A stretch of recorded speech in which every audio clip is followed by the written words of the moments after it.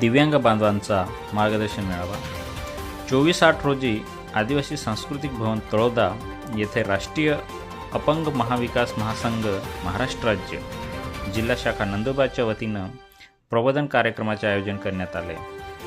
नंदुरबार जिल्हा हा अतिदुर्गम भागात असल्याने तळागाळातील दिव्यांग बांधवांपर्यंत शासकीय विविध कल्याणकारी योजना प्रभावीपणे पोहोचत नाहीत, म्हणून जिल्ह्यातील दिव्यांग बांधवांना मुख्य प्रवाहात आणण्यासाठी महासंघाच्या वतीनं तळागाळातील लोकांना न्याय मिळवून देण्यासाठी काम करत आहे। त्यात शासकीय योजनांची माहिती देणे, बचत गट स्थापन करणे, अपंग प्रमाणपत्र UID कार्ड काढून देण्यासाठी मदत करणे ह्या बाबीत मार्गदर्शन मान्यवरांनी केले।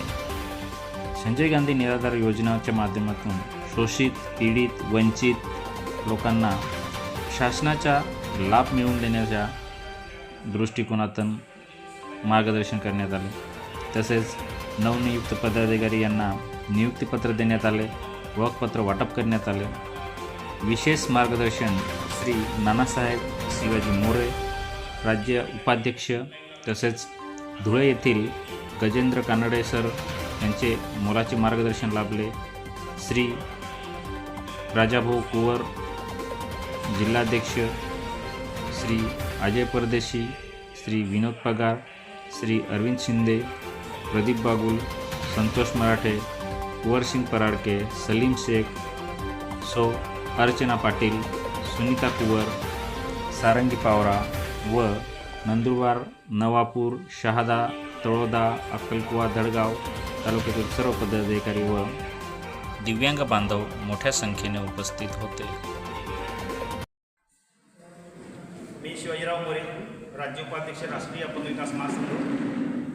आज दिनांक 24 ऑगस्ट 2025ला तळोदा येथे दिव्यांग बांधवांसाठी मेळाव्याचं आयोजन करण्यात आलं होतं। या मेळाव्याच्या माध्यमातून सर्व दिव्यांग बांधवांना विविध योजनांचं मार्गदर्शन, बचत गट, रोजगाराच्या संधी या सर्व सांगण्यात आल्या आणि त्याचा लाभ त्यांनी घेण्याचा प्रयत्न करावा।